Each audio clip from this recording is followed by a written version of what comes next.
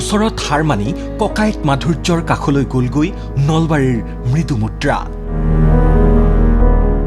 এমাহৰো অধিক সময় চিকিৎসাৰ অন্তত মৃত্যুক সাবটিলে মেধাৱী মৃদু মুদ্ৰাই।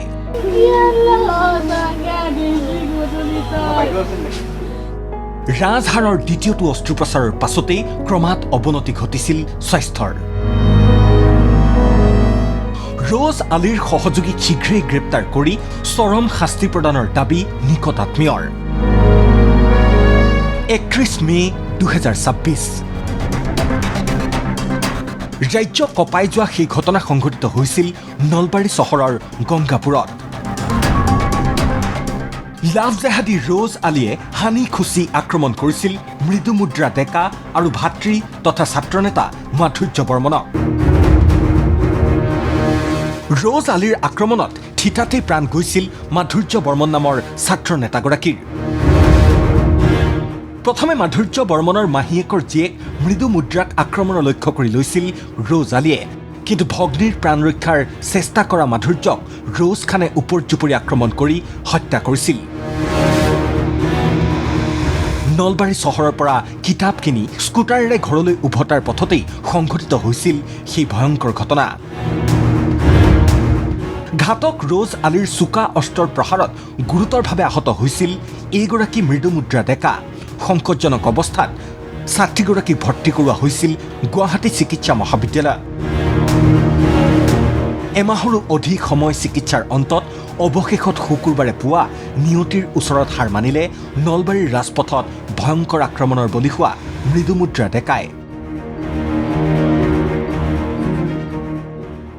ভেণ্টিলেশ্যনত থকা অৱস্থাত গুৱাহাটী চিকিৎসা মহাবিদ্যালয়ত শুকুৰবাৰে পুৱা 7:30 বজাত শেষ নিশ্বাস ত্যাগ কৰিলে লাভ জেহাদৰ বলি হোৱা মৃদু মুদ্ৰা ডেকাই।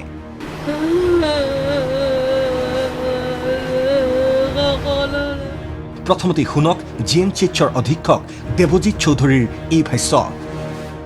তেওঁক দুবাৰ আমি অস্ত্ৰোপচাৰ কৰিলোঁ। তেওঁৰ যিহেতু চোকা অস্ত্ৰ দি তেওঁৰ স্পাইনেল কৰ্ডৰ চাৰ্ভাইকেল আৰু লাম্বাৰ ডাৰ্চেল এৰিয়াত কিছুমান আঘাত পাইছিলে। আমি ফিজিঅ'থেৰাপিও আৰম্ভ কৰিছিলোঁ, যদিও তেওঁৰ লগত নাৰ্ভ ইঞ্জুৰি আছিলে, সেইকাৰণে ফিজিঅ'থেৰাপিখিনি বেছিকৈ ভালকৈ কৰা গৈছিলে। লাষ্ট আজি 3 দিনৰ পৰা 72 ঘণ্টাৰ পৰা তেওঁৰ শৰীৰটো আৰু অসুস্থ হৈছিলে। সেইকাৰণে আমি ব্লাড প্ৰেছাৰো কমিছিলে, ব্লাড প্ৰেছাৰৰ দৰৱ পাতিও দিয়া গৈছিলে।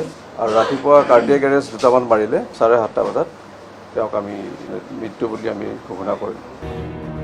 কিন্তু ঘাতক ৰজ আলীৰ আক্ৰমণ ইমানেই ভয়ংকৰ আছিল যে অভিজ্ঞ চিকিৎসকৰ দলেও ৰক্ষা কৰিব নোৱাৰিলে মৃদু মুদ্ৰাৰ প্ৰাণ। ৰাজহাড় ফালি যোৱাকৈ মৃদু মুদ্ৰাক আক্ৰমণ কৰিছিল ৰজ ওৰফে আসিফ খানে। তেওঁৰ দুটা ছিষ্টেমত কৰিছিলে। এটা হ'ল ঘপয়াই দিওঁতে চিধাকৈ কৰে, তেতিয়াহ'লে ইমান অসুবিধা নহয়, কাৰণ গোটেই মাচল কাটিব বা লাষ্টত গৈ পেলাই আৰু হাতীৰ ওপৰত লাগিব। কিন্তু যেতিয়া অস্ত্ৰটো যেতিয়া পোনপটীয়াকৈ মাৰে, তেতিয়াহ'লে একদম কিমানখিনি আগলৈ যায় কোনো গম নাপায়। আমি MRI কৰোঁতেহে গম পালোঁ। স্পাইনেল কৰ্ড 3টা লেয়াৰ থাকে আৰু দুৰা মেটাৰ ওপৰতো সেইটো ফালি যায় আৰু ফালি গ'লে আৰু ভিতৰত কিমানখিনিলৈকে ডেফ্থলৈকে কৰ্ডডালত ইঞ্জুৰি হয় ইমান পটকৈ ক'ব নোৱাৰি। GMCHত দীঘলীয়া চিকিৎসাৰ অন্তত মৃত্যুৰ ওচৰত মৃদু মুদ্ৰাই হাৰ মনাৰ পাছতেই নলবাৰীৰ গংগাপুৰত পৰিছে শোকৰ ছাঁ।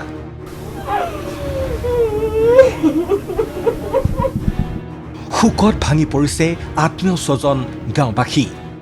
মোৰ ভতিজা ছোৱালী হয়, 1 মাহ যুঁজি লাষ্টত টাইম আজি মৃত্যুবৰণ কৰিলে। ডক্টৰে কোৱা মতে ইনফেকশ্যন হয়, স্বাস্থ্যৰ 10 দিনমানৰ পৰা অৱনতি ঘটিছে। ৰাজ্য কঁপাই যোৱা এই ভয়ংকৰ ঘটনাৰ পিছতেই পলায়ন কৰিছিল ঘাতক ৰজ আলীয়ে। পৰৱৰ্তী সময়ত 1 জুনত মোকালমোৱাত আৰক্ষীৰ এনকাউণ্টাৰত মৃত্যু হৈছিল ৰজ আলীৰ। কিন্তু ৰজ আলীৰ সহযোগী এতিয়াও পলাতক বুলি অভিযোগ উত্থাপন কৰি মৃদু মুদ্ৰাৰ পৰিয়ালবৰ্গৰ দাবী।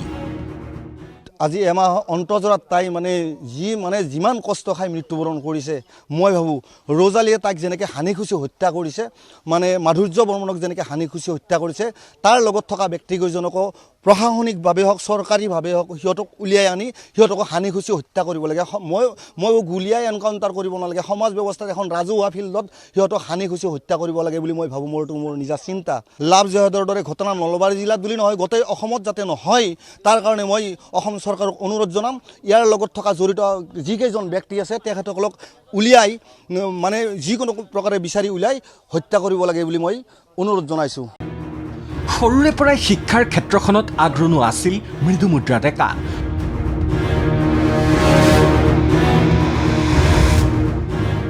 প্ৰশাসনিক বিষয়া হোৱাৰ সপোন পূৰণ কৰিব নোৱাৰিলে লাভ জেহাদৰ বলি হোৱা ছাত্ৰীগৰাকীয়ে বহুতো শিক্ষা অনুষ্ঠানতে বহুতো ফাৰ্ষ্ট প্ৰাইজ লৈ আহিছে আৰু বহুত আৰু হাই মেট্ৰিক পৰীক্ষাটো ভাল ৰিজাল্ট কৰিছে আমি ভাবিছোঁ কি তাই এটা সময়ত আমাৰ চুপাৰে নাম এটা কৰিব তাই হাই ছেকেণ্ডেৰী পাছ কৰাৰ পিছত তাই ICS পঢ়াৰ কাৰণে বৰ আশা এটা কৰিছিল দেউতাকটো বহুত কষ্ট কৰে দেউতাকটো খেতি আপোনালোকে হয়তো দেখা পাইছে এইবিলাক কি ধুনীয়াৰ খেতি তেওঁ কষ্ট কৰে আৰু চাৰিটাক কয় কি মই কেনেকৈ খেতি কৰিব লাগে জনাই দিয়ে চিকিৎসাধীন অৱস্থাত পৰিয়ালবৰ্গৰ সৈতে কেইবাবাৰো কথাও পাতিছিল মৃদুমুদ্ৰা ডেকাই কিন্তু দ্বিতীয়টো জটিল অস্ত্ৰোপচাৰ কৰাৰ পাছতেই ক্ৰমাৎ স্বাস্থ্যৰ অৱনতি ঘটিছিল ছাত্ৰীগৰাকীৰ আৰু তাই স্বীকাৰ কৰিছিলে ৰোজে মাৰা বুলি তেতিয়া মই গাড়ীতে আছিলোঁ ভিডিঅ' ৰেকৰ্ডিং কৰি এটা কৰিছিলোঁ আপোনালোকে পাইছেই কিজানি আমি ভাবিছিলোঁ ভাল হ'ব তাৰ নেক্সট বাৰ অপাৰেশ্যন হ'ল অপাৰেশ্যন হোৱাতেও তাইৰ মাতবোল ঠিকেই আছিলে তাৰপিছত নেক্সট বাৰ যেতিয়া অপাৰেশ্যন হৈছে তেতিয়া মই গৈছিলোঁ গৈ অপাৰেশ্যন কৰিব নিয়াত মই মোটামুটি তাইৰ লগত 20 মিনিটমান কথা পাতিছিলোঁ পুৰা সুস্থ হৈ আছিলে তাই মোক কৈছিলে জন্তুদা এইখিনি মোক মালিচ কৰি দিয়ে তাই ভৰি এখনত তাৰমানে একাংজ্ঞান হৈছিলে মানে তত নোহোৱা হৈছিলে তাৰমানে ইয়াৰ পৰা এইখিনি ইয়াত তাই মালিচ কৰি দিলে ভাল পায় বহুত সেই কৰিছিলে আৰু কান্দিছে মোৰ লগত বহুত কান্দিছে তাই মৰণোত্তৰ পৰীক্ষাৰ অন্তত স্বগৃহলৈ প্ৰেৰণৰ ব্যৱস্থা কৰা হয় মৃদুমুদ্ৰাৰ নশ্বৰ দেহ লক্ষণীয়ভাৱে নলবাৰী আৰক্ষীৰ ভাষ্য অনুসৰি এই ঘটনাত ৰোজ আলী ওৰফে আসিফ খানেই আছিল একমাত্ৰ অভিযুক্ত কিন্তু ভুক্তভোগীৰ আত্মীয় তথা প্ৰত্যক্ষদৰ্শীৰ মতে 31 মে'ৰ সন্ধিয়া ঘাতক ৰোজ আলীৰ সৈতে আছিল একাধিক সহযোগী অৱশ্যে তদন্ত প্ৰক্ৰিয়া অব্যাহত আছে যদিও এই সন্দৰ্ভত বৰ্তমানলৈকে কোনো তথ্য সদৰি কৰিব বিচৰা নাই নলবাৰী আৰক্ষীয়ে কমেণ্টত জনাওক আপোনাৰ মতামত ছাবস্ক্ৰাইব কৰি দিব আৰু ভিডিঅ'টোত এটা লাইক কৰি দিব পুনৰ লগ পাম আন এটা নতুন খবৰৰ সৈতে